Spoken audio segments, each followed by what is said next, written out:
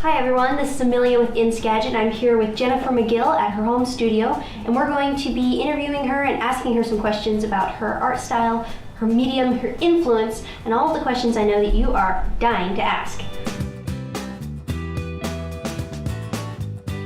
How did you get started painting? Did you always know that you were going to be a painter, or was it a journey? There was a little bit of a journey. I had, as a child, been given a gift of some little watercolor cakes, and they come in a tray. And so when I was a small child, I did painting, and then in high school, I worked for an art supply and frame shop, and I took a class there. And when I got to college, I just continued my education and really was formally trained in watercolor painting. And then as an adult, I did graphics and illustration and worked also with painting in that regard. And then finally, just a few years ago, I decided I was going to try oil painting, and that's where it all turned to what we have now, which is all oil painting. So is oil painting kind of your preferred medium to use? Yeah, at this time, yes. It just has such a beautiful, almost a gem-like quality about it. So what would you say is kind of been your inspiration artistically? Do you have any painters that you feel have influenced your style? Yes, I really love Edward Hopper. I love his compositional, the way he frames things up. He does a lot of cityscapes, and then also he paints people. And Andrew Wyeth is another one, John Singer Sargent, Mary Cassatt, all for different reasons, but each one just really have books of their art, and they really influence my approach to things. So tell me about your Skagit Gems series and kind of the inspiration behind that. Okay. I've done a number of paintings, all inspired by Skagit County, things everywhere from Mount Vernon, Anacortes. I want to get out to concrete area soon to do a little bit more rural settings, but I love cityscapes and flowers and anything that is Skagit inspired. There's so much here. There's really endless subject matter. I could spend a lifetime painting, cataloging things that are just absolutely beautiful. We live in a gorgeous place, and it's well worth painting and describing everything in our generation.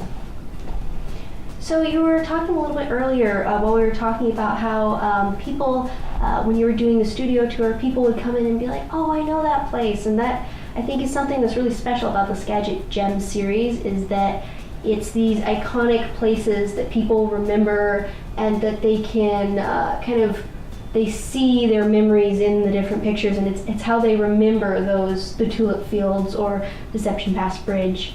And I think that's something that is really unique about this series, and the way that you capture it. It has a kind of is the way you remember, the vividness is the way you remember those moments. What draws you to something? Because I see consistency with your pieces in that it has that that vibrancy to how you paint it, and it's these moments that, like, I remember looking out and seeing that view, and each one of these, it's like I can see different moments. And would you say that? Yes, I would say that's absolutely. Yeah, if I'm someplace, often something will capture my attention, and I can just see the painting.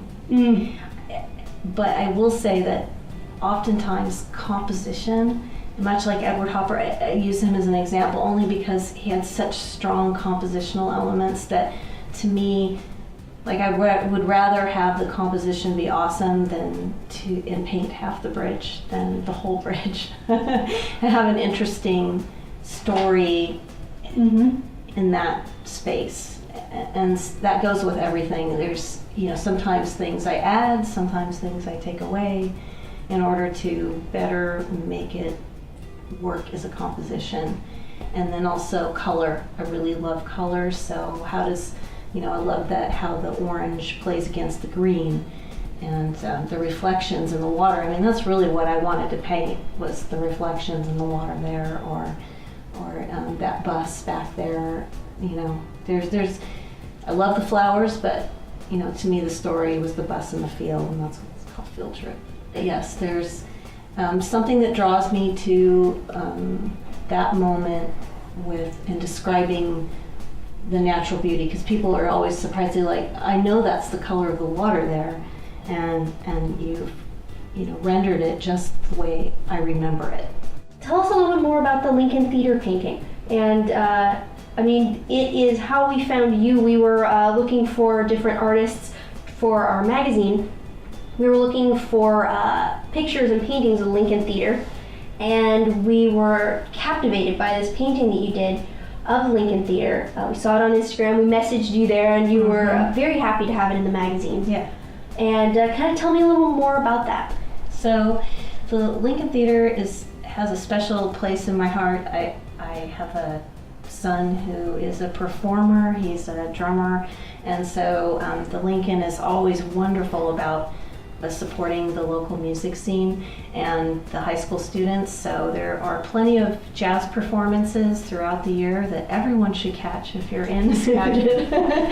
And at the Lincoln Theater, and it's such a beautiful place, and I wanted to capture how I felt about the theater, that I love old vintage signs and the nostalgia and the history behind it. It's one of a kind. So it deserved to be painted and memorialized in some way and tell a story about the Lincoln Theater. And I really appreciate your time here today. Thank you, Amelia. It was nice to meet you. It was nice to meet you as well.